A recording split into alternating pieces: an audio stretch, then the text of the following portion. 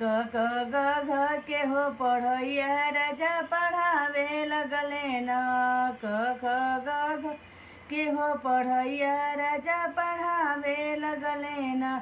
जब हम भैनी 5 बरस के, जब हम भैनी 5 बरस के, ABCD के हो पढ़ैया राजा पढ़ावे लगले न।